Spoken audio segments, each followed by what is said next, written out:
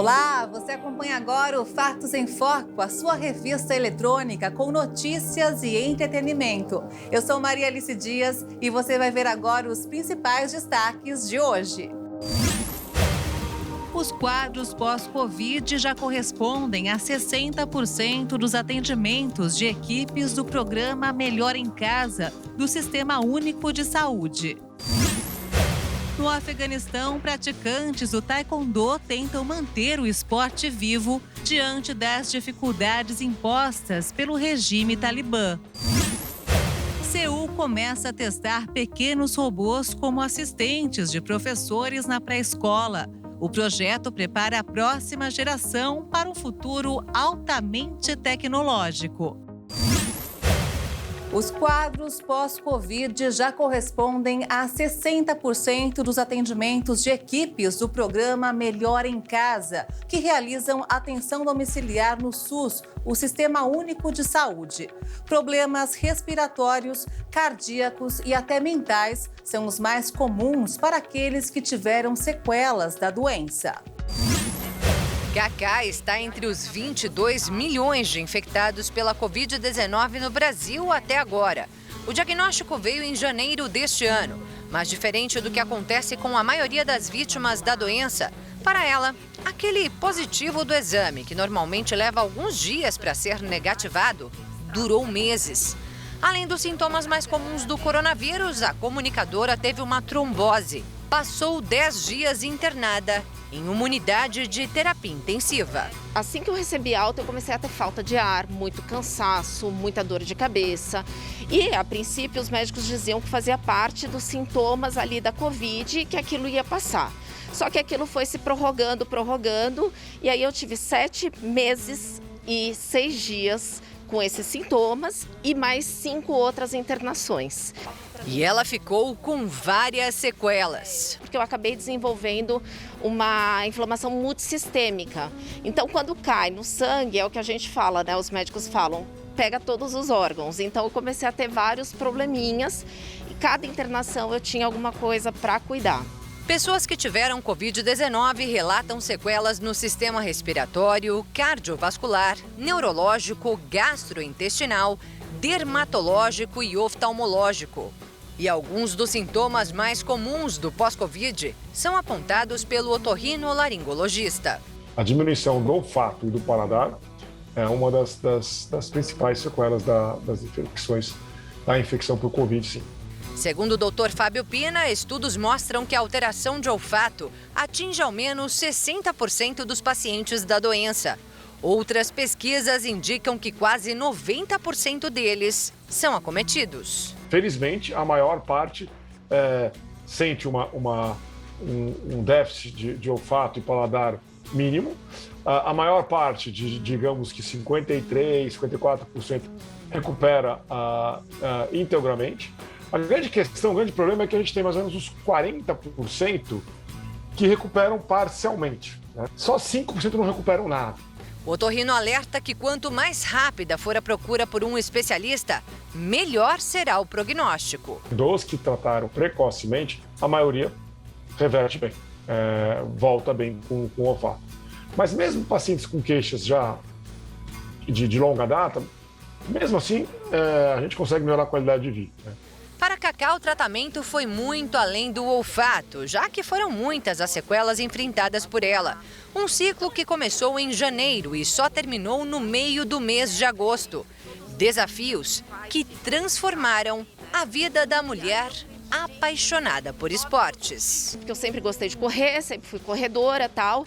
E eu estava super cansada de toda aquela situação, de viver uma vida que não era minha.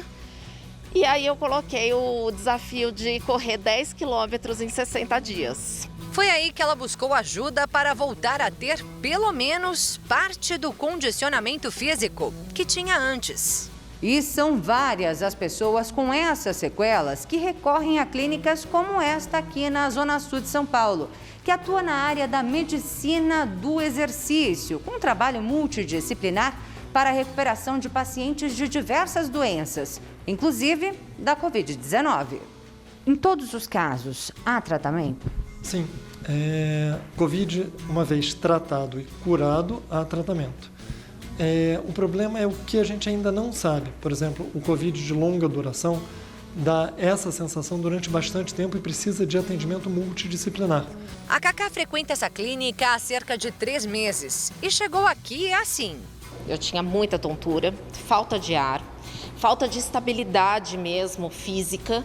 Então eu sentava, eu tinha que estar sempre apoiando as costas, porque eu não conseguia sentar e ficar, sem um apoio nas costas. Eu tinha muita fraqueza e principalmente dor de cabeça tensional.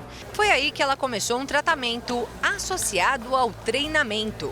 Quando a gente fala de equipe multidisciplinar, a gente está falando de uma avaliação de um psicólogo, a gente está falando da avaliação de um educador físico, a gente está falando da avaliação de um médico junto. Por exemplo, no dia a dia, o que é mais provável? Alguém pegar uma criança no colo ou correr necessariamente, ou sair correndo para algum lugar? É mais provável que alguém pegue uma criança no colo, pegue bolsas de compras, ou pegue uma mala para viajar. Então, quando eu penso em qualidade de vida, eu entendo que, por exemplo, a demanda de força pode ser mais interessante do que a demanda só de correr numa esteira. E para ganhar essa força, hoje na clínica, agora atleta de novo, faz aulas de LPO, levantamento de peso olímpico. Eu nunca imaginei que um dia o treinamento de força global, que é o levantamento de peso olímpico, pudesse ser usado na reabilitação. Foi esse trabalho multidisciplinar que ajudou a Cacá a bater aquela meta dos 10 quilômetros em 60 dias de treino. A reabilitação te devolveu vida, então? Me devolveu vida e me deu qualidade de vida. Mas o tratamento continua, os treinos se intensificam e agora a meta é bem maior. Eu me coloquei um novo desafio, que é correr 42 quilômetros, que é a distância de uma maratona, 42 quilômetros, 195 metros, em um ano. Maratona de Nova York, lá vou eu e vai dar tudo certo. A Organização Meteorológica Mundial anunciou que o Laninha está de volta e deve persistir até o início de 2022, mas o fenômeno que provoca um esfriamento temporário do planeta não vai reduzir os efeitos do aquecimento global. O Laninha é um fenômeno natural que, oposto ao El Niño, consiste na diminuição da temperatura da superfície das águas do Oceano Pacífico tropical central e oriental. Assim como o El Niño, sua ocorrência gera uma série de mudanças significativas dos padrões de precipitação e temperatura ao redor da Terra. A Organização Meteorológica Mundial anunciou que o Laninha está de volta e deve persistir até o início de 2022. Mas a organização explicou que a volta do fenômeno não vai reduzir os efeitos do aquecimento global. De acordo com especialistas, o Laninha vai ser provavelmente de fraco a moderado e mais frágil do que o episódio de 2020. A Organização Meteorológica Mundial ressaltou que a temperatura de muitas partes do mundo vai permanecer acima da média devido ao calor acumulado na atmosfera, retido por níveis recordes de gases de efeito estufa. As capacidades de energias elétricas renováveis no mundo aumentaram e atingiram níveis sem precedentes, mas a um ritmo ainda insuficiente para que o planeta alcance a neutralidade de carbono. Mesmo assim, o recorde que engloba a energia eólica, marítima e terrestre, até a solar, tem um ritmo insuficiente para que o planeta alcance a neutralidade de carbono. Este ano, a marca de 2020 vai ser superada com 290 gigawatts de novas capacidades instaladas, apesar do aumento dos preços de alguns componentes e dos transportes. De acordo com o relatório da agência, que revisou e elevou suas projeções, 4.800 gigawatts de instalações estarão disponíveis até 2026. Isso significa 60% a mais do que na comparação com 2020 e o equivalente da capacidade de energia elétrica atual de origem nuclear e de energias fósseis juntas. A energia fotovoltaica representará mais de 50% deste aumento e a eólica marítima triplicará suas capacidades. O crescimento envolve todas as regiões do planeta, com a China à frente. 1.200 gigawatts de capacidades eólicas e solares estão previstas para 2026, ou seja, 4 anos antes da meta oficial. Mas, se os preços dos componentes e materiais permanecerem tão elevados até o final de 2022, o custo dos investimentos será tão alto que as capacidades elétricas renováveis ficarão limitadas. O menor marca-passo do mundo não chega a ser maior do que um comprimido, mas é justamente pelo tamanho e peso que ele abre espaço para uma grande revolução desses tipos de cirurgias. A tecnologia permite que ele seja implantado dentro do coração. A capital paulista entrou para a história ao implantar o Micra pela primeira vez. Olha só. Essas são fotos da cirurgia para a implantação do mini aparelho, que durou 3 horas. O paciente é um homem de 56 anos, morador de Carapicuíba, na Grande São Paulo. Ele sofre de arritmia, que é quando o coração bate fora do ritmo adequado para bombear sangue para todo o corpo. Para corrigir o problema, ele recebeu o menor marca-passo do mundo. O procedimento entrou para a história da medicina brasileira, por ser o primeiro do gênero realizado em São Paulo e o segundo no país.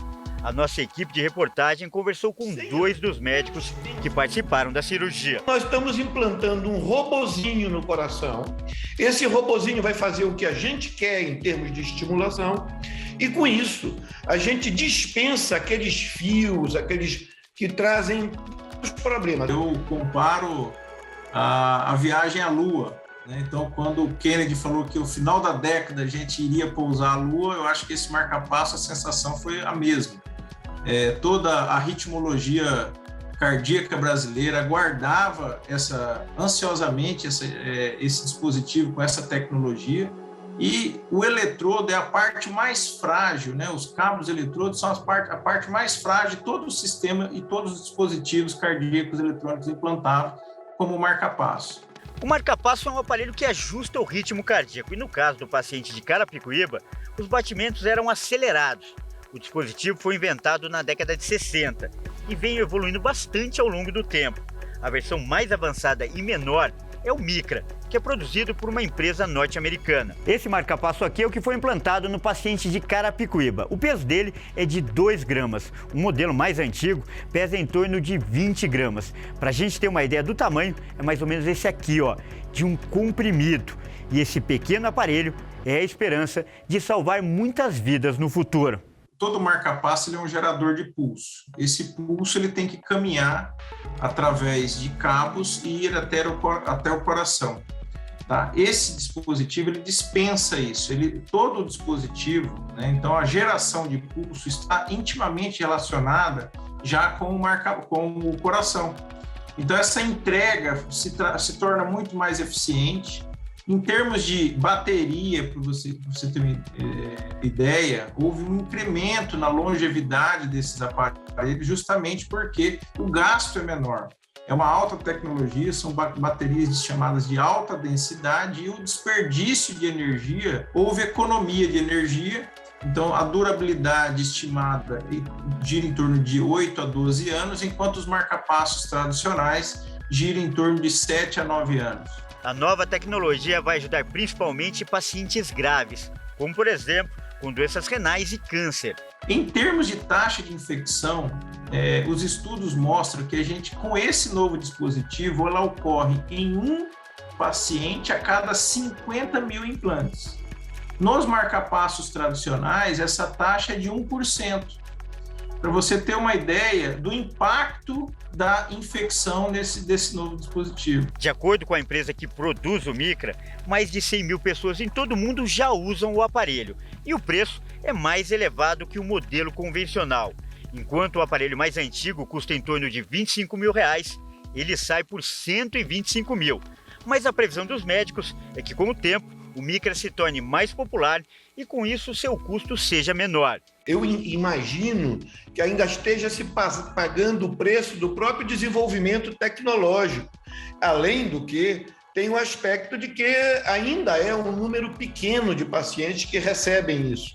Com o passar do tempo, com a massificação desses aparelhos, é aquela história da bolachinha, ela vai ficando mais barata porque vende mais. E essa é a esperança de médicos e pacientes. Enquanto a tecnologia acelera, o coração mantém o ritmo das batidas.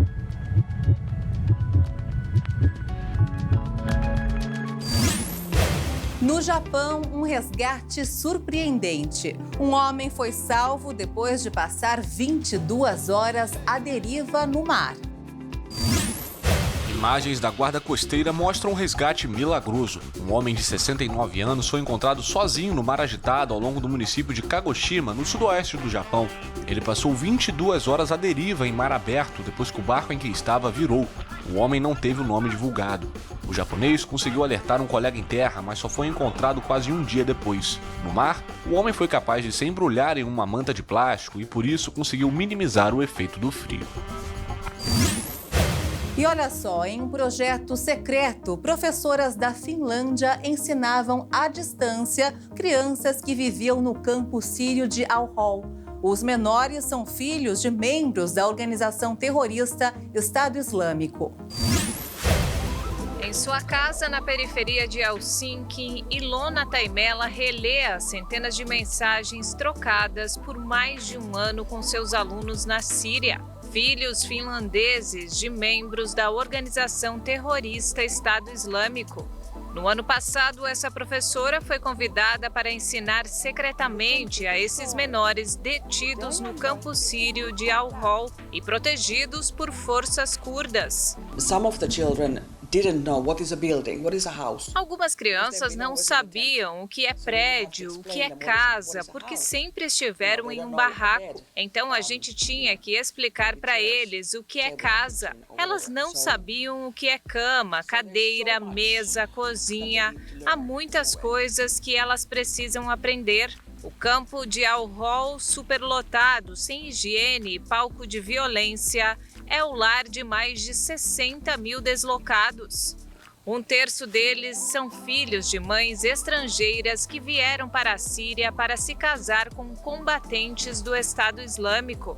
O ensino à distância foi ideia de Jussi Tanner, enviado especial da Finlândia e responsável por garantir os direitos fundamentais das crianças finlandesas em Al-Hol.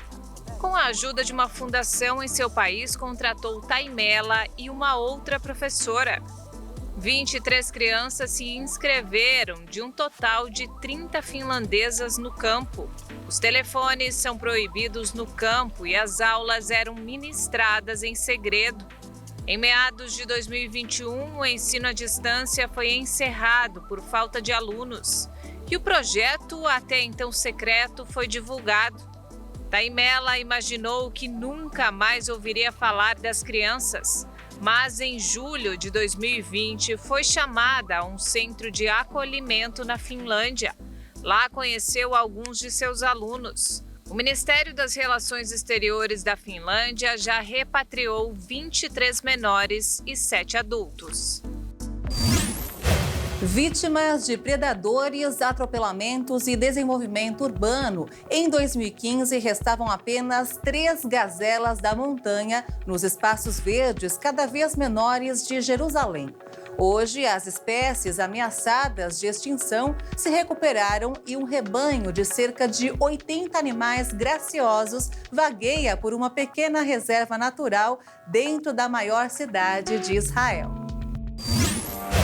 Hoje, as espécies ameaçadas de extinção se recuperaram e um rebanho de cerca de 80 animais graciosos vagueia por uma pequena reserva natural dentro da maior cidade de Israel, o Parque Gazelle Valley. Criado há 6 anos pelo Conselho Municipal de Jerusalém e pela Sociedade para a Proteção da Natureza, o Oásis Verde fica dentro de uma das áreas de desenvolvimento urbano mais densas da cidade.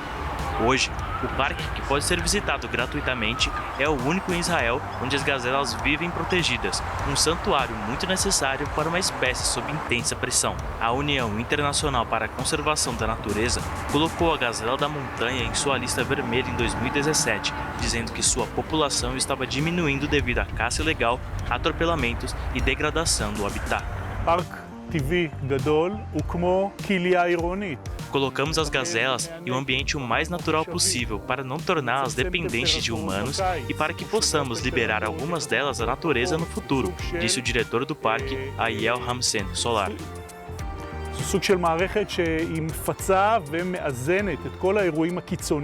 Endêmica do Levante, a população de gazelas da montanha em Israel é agora estimada em cerca de 5 mil animais, mas diminuindo devido à urbanização e outras pressões.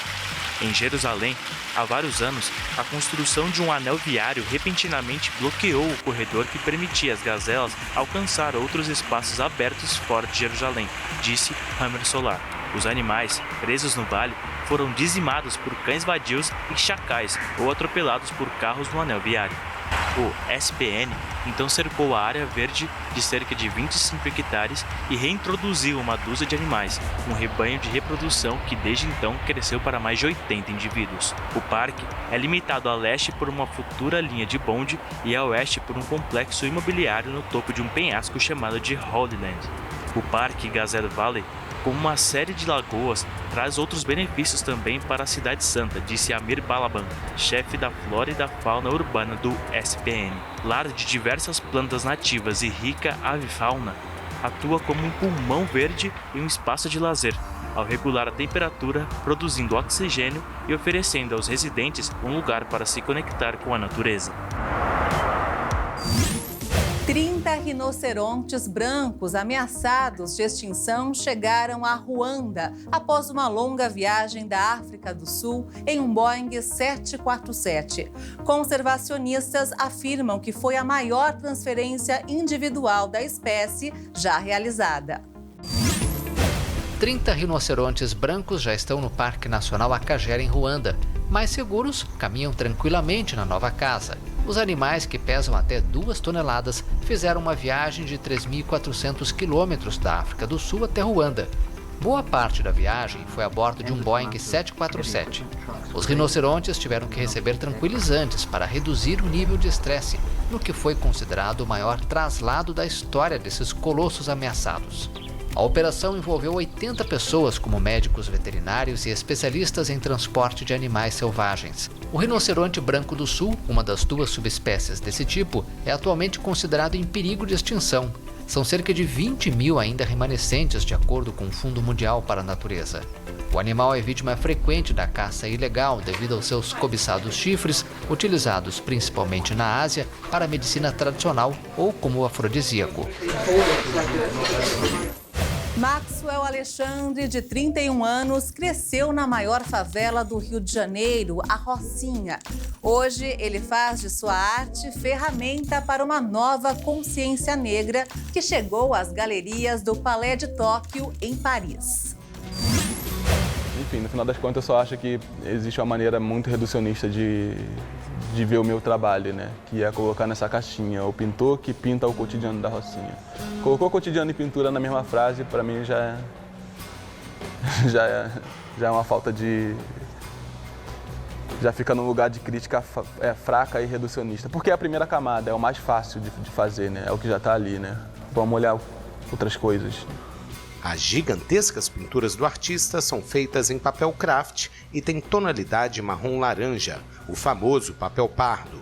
A cor é uma referência direta ao tom da pele do pintor e fala do lugar dos mestiços e negros na sociedade brasileira. Mas o que eu quero dizer é que há bem pouco tempo atrás que eu consegui, de fato, me identificar como negro, né? Então... Isso mostra de fato que esse termo pardo ele foi um termo que não deu conta da nossa identidade, né? Novo Poder é o título do trabalho do brasileiro inspirado pelo amigo o rapper BK. Aqui a arte tem uma abordagem da promoção social para os negros inspirado na teoria anticolonial. Eu tô falando Novo Poder porque isso é uma novidade de possibilidade de ascensão e de inclusão e, sobretudo, de prestígio social, né? Que é através da arte, que é a maneira como eu venho navegando. A exposição em Paris vai até o dia 20 de março e faz parte da temporada 6 Continentes e Mais, que apresenta vários artistas engajados também na luta antirracista. Baixaram os dois, eles estão trocando de carro. Diante das dificuldades impostas pelo regime talibã, praticantes do taekwondo tentam manter o esporte vivo no Afeganistão. Yasamin Azizi, de 21 anos, é membro da equipe feminina de taekwondo afegã há 6 anos, treinadora e uma das primeiras árbitras da modalidade no país. Mas desde que o Talibã retomou o Afeganistão em agosto, Ela está confinada e passou a treinar em segredo cerca de 10 alunas por dia em uma academia vazia. Já se passaram cerca de 3 meses desde a queda do governo anterior e treinamos secretamente em diferentes academias. E como todos sabem, as meninas não podem retomar suas atividades ou treinar taekwondo. Mas ainda faço o meu melhor para servir minha sociedade, especialmente aquelas meninas que amam o esporte. Durante o período anterior no poder, entre 1996 e 2001, o Talibã restringiu severamente os direitos das mulheres, inclusive proibindo-as de estudar e de trabalhar. Uma das alunas de Azize, Betarin Orostai, disse que as colegas de sua turma de taekwondo foram perseguidas por autoridades do novo governo. Há alguns dias, nossas parceiras de ginástica, que também são membros da equipe nacional de taekwondo, foram perseguidas por integrantes do Talibã até suas casas. Eles entraram nas residências para fazer perguntas. Isso é muito difícil para nós. Não podemos retomar os estudos nem continuar nosso treinamento. A treinadora e atleta Azize disse que considerou deixar o Afeganistão para sempre para seguir sua carreira no taekwondo.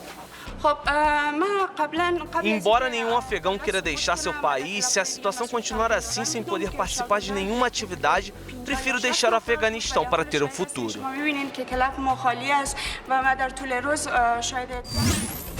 E aqui no Brasil, uma abordagem policial resultou em um lindo projeto que ensina crianças e adolescentes a prática do judô.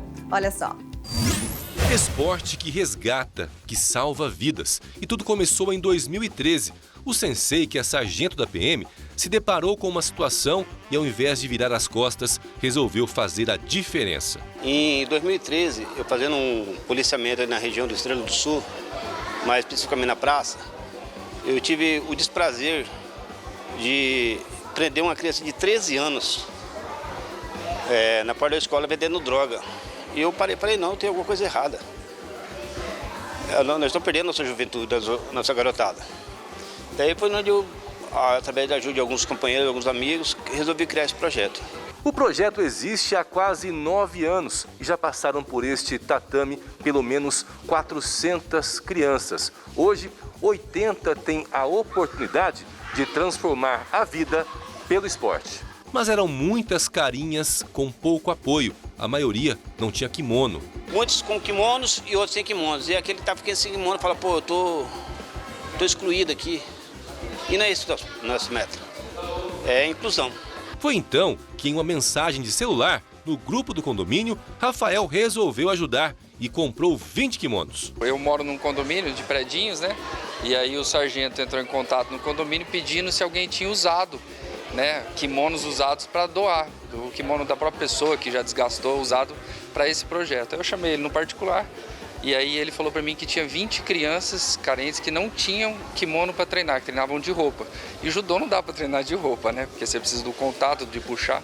E aí eu falei para ele que iria fazer a doação dos 20 kimonos para essas crianças. O importante aqui é mostrar que outras pessoas também podem fazer a diferença, assim como o sensei Márcio e o Rafael. O próprio ciclo de amizade não sabe como doar, não sabe como ajudar. Então ele vê você fazendo isso, aí ele te pergunta, como que você fez, como que você descobriu, né? E aí acaba criando essa onda de ajuda. Afinal, judô é mais que luta, é exemplo. E é uma educação, uma disciplina que é dada, né, dentro da academia, e isso você leva para a vida, né? Eu quero ganhar a faixa igual do sensei. É disciplina. É transformação. João Vinícius treina aqui e foi 5º lugar no Brasileiro e não vai parar por aí. Quero me formar, quero ser sensei, né? Ter minha própria academia. O projeto é sem fins lucrativos. O ganho aqui é com cidadania e educação. Quem sabe você também possa fazer parte dessa família, sabe? Uma coisa boa, se aprender, um judô é bom. Arqueólogos peruanos descobriram uma múmia da era pré-inca, que pode ter até 1.200 anos de idade. O corpo estava em uma câmara mortuária de cerca de 3 metros de comprimento, nos arredores da capital do país sul-americano. Arqueólogos do Peru que trabalhavam no sítio de Cajamarquilla, nos arredores de Lima, descobriram uma múmia que dizem ter entre 800 e 1.200 anos. O achado surpreendeu também pelo corpo estar amarrado com corda. Os especialistas acreditam que os restos mortais pertenciam a um homem de 18 a 22 anos, que no momento da morte cobriu o rosto com as mãos.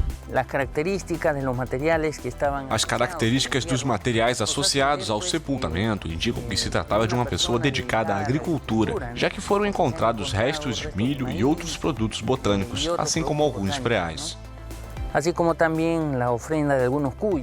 A múmia estava em uma câmara mortuária de cerca de 3 metros de comprimento e a uma profundidade de 1,5 metros. Achamos que a múmia é uma pessoa das terras altas que veio a este lugar para fins comerciais. A região aqui era um importante centro onde grandes transações comerciais eram realizadas.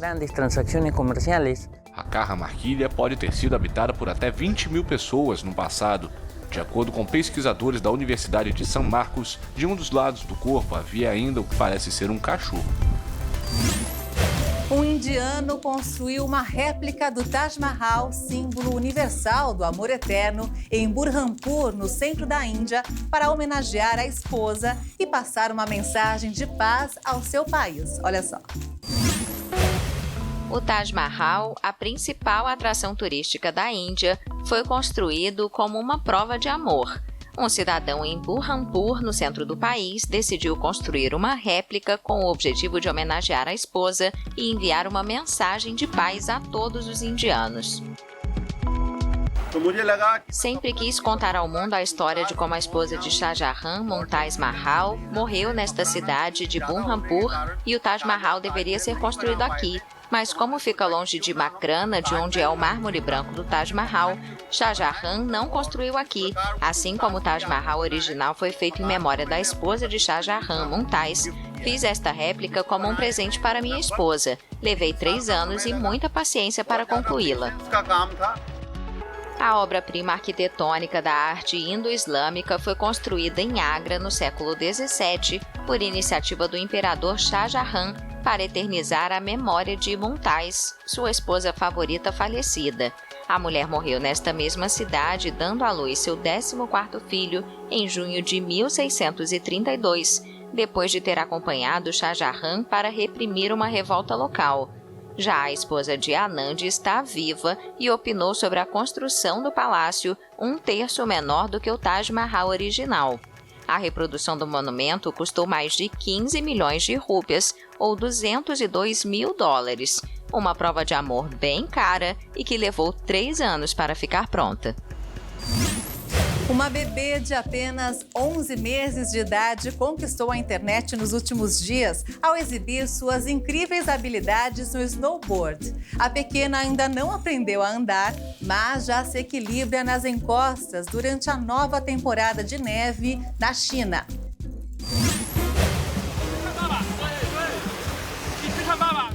Aos 11 meses de idade, a brincadeira preferida de Wang Yuji passa longe dos cubos de montar e bonecas coloridas.